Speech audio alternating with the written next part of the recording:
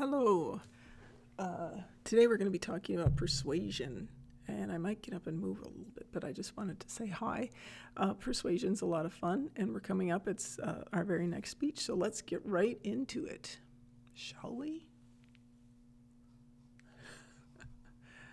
She says confidently because you can't really see.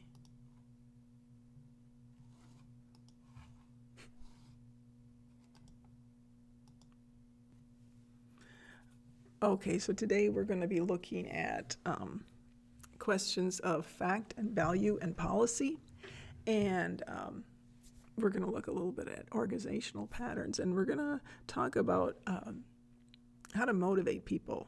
Are you doing a passive agreement, or do you really want to get someone to get up and move? So persuasion is the most ambitious of all public speaking. The listeners, they're going to be looking at your delivery. They're going to be looking at your supporting materials. What's your emotional appeal? And as you are giving your speech, it's kind of like they're arguing with you in their own mind. You have to anticipate what they're thinking, what they might be saying if they were talking out loud. So it's like a conversation, but the listeners are responding inside their own brain. We're also going to look a little bit at target audiences. Now, not everybody's going to agree with you. Some people are hostile to the subject. Some people don't care about the subject. Some people already agree with you, and they don't need to be convinced. There might be just that little group that's undecided. So you have to figure out and adapt your message to what part of the audience might you have the best chance of reaching. So that's what we call the target audience. So you're going to change what you're saying depending on who's in the audience. Can you nudge? You don't have to completely convince somebody. We just want maybe you to nudge somebody, start to think about something in a little bit different perspective. So the three types of persuasive speeches that we're going to have a chance to give are questions of fact, of value, or of policy. So let's look at fact. So a fact is, there's some things that can be answered absolutely. How far is it from Madison to Montreal? I could look that up on Google. How many times have the Packers been in the Super Bowl? I can find that in some kind of a sports almanac. The ones that we like are those that are slightly more murky. Those are things that can't be answered absolutely. Maybe they're a little more inconclusive. For example, what's happening with Brexit? I think for most Americans, we hear about Brexit and we just kind of glaze over. Are interest rates going to go up? That's a little murky, who knows? What is the secret to Lil Baby's success? That's murky. So these questions of fact are, you're going to take something that you believe in, and you're going to try to convince the audience. You're going to try to get them to accept your view of the facts. And the way I like to describe this is you set them up and you knock them down. So you have a few items and then you just address each one of them. So here we go. The question of fact for me today is I'm going to persuade my audience that Blue Moon is the best ice cream in the world. And my central idea is that there are 3 good reasons to believe that Blue Moon's superior. So here they are. I'm going to set them up and knock them down. Blue Moon is kind of exotic. Outside of Wisconsin and Illinois and Michigan, you can't find it. It's special. In fact, it was invented in Milwaukee, so it is a Midwest treasure. The color of Blue Moon is awesome. It's this neon blue that's going to turn your teeth blue and your tongue blue. There aren't that many blue foods, let's face it. Blueberries don't count because they're kind of purple. And then the third reason is, hey, what is it exactly I'm tasting? Is it fruity? Is it citrusy? Do I maybe sense some cherry in there? Pistachio, perhaps? Marshmallow? Almond? Hey, how many foods do we eat and we're not quite sure what it is? You eat strawberry ice cream. It tastes like strawberries. You taste mint chocolate chip ice cream and you're going to taste mint and chocolate. Blue Moon, it's a mystery. And you might taste different to you than it does with the people you're hanging out with. So that would be a question of fact. I'm trying to convince you that Blue Moon is superior. Moving on to a question of value. So this is where I'm going to present you with a particular view of the facts, and I'm going to put those facts together, and I'm going to try to convince you to see it from my point of view.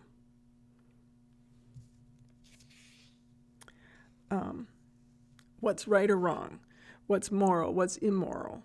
And it's a good idea if I can convince you using measurable standards, something that you can compare. So here we go. So my question of value would be, I want to persuade my audience that leaf blowers are bad because they are smelly and they are noisy.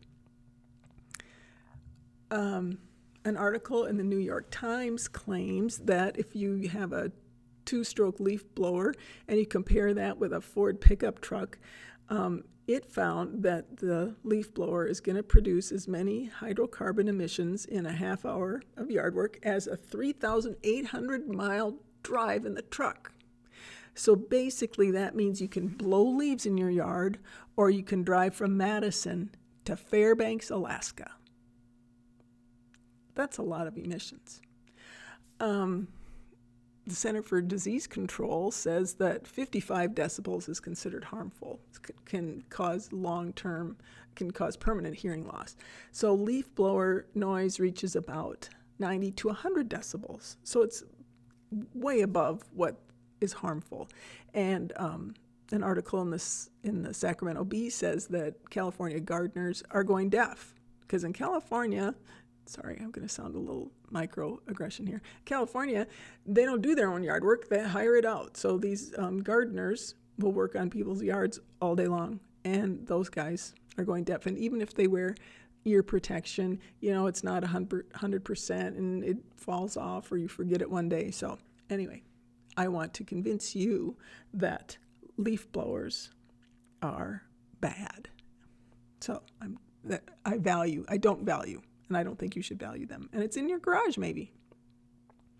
But I'm not calling for a kind of action. I'm not calling for something to be done. I'm not looking for a ban in this speech. I'm just kind of raising awareness. That would be a question of policy if I wanted you to do something, to get up and do something.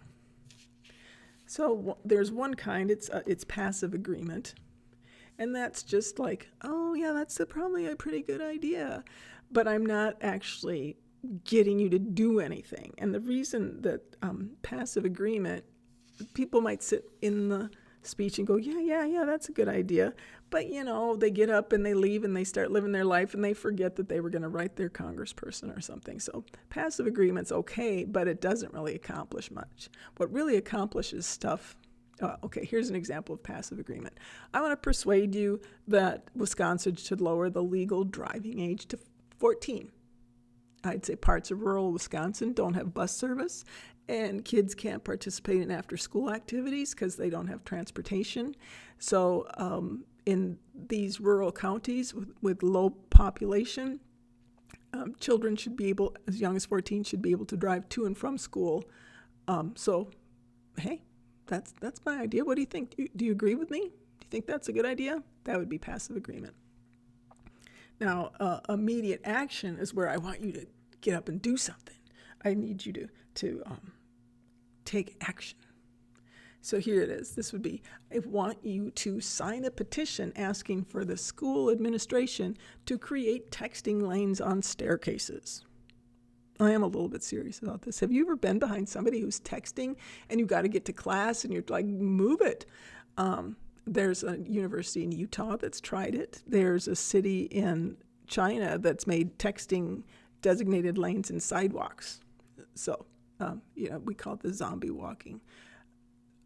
So I want, maybe if I wanted immediate action, I want you to take action. I want you to sign this form so that I can bring it to the president of the school. Another way to organize your speech is by using this motivated sequence. It's been around since the 30s. It was invented by a guy named Alan Monroe, and he looks at the psychology of persuasion. Like, what are the steps to really get me to convince you? What does it take?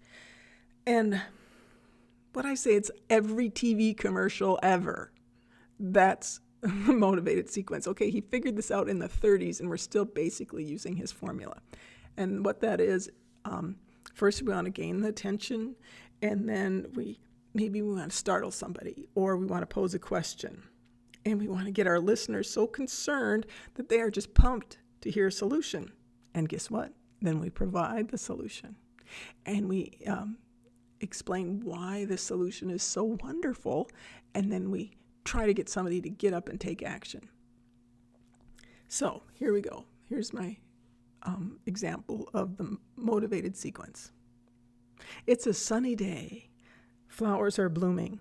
2 women are out jogging when one suddenly bends over, breathing heavily.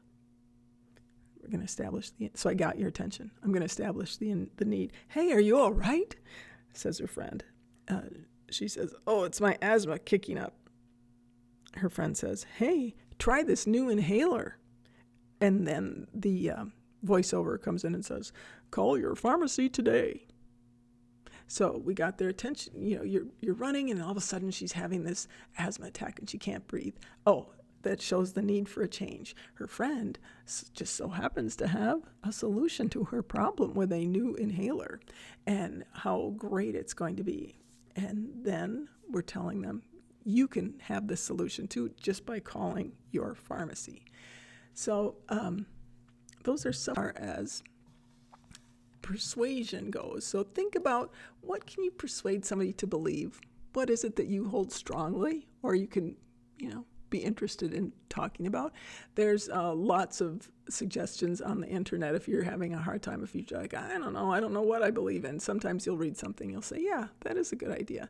Yeah, people should have to take a test before they have kids. Or, yeah, cigarette smoking should be outlawed.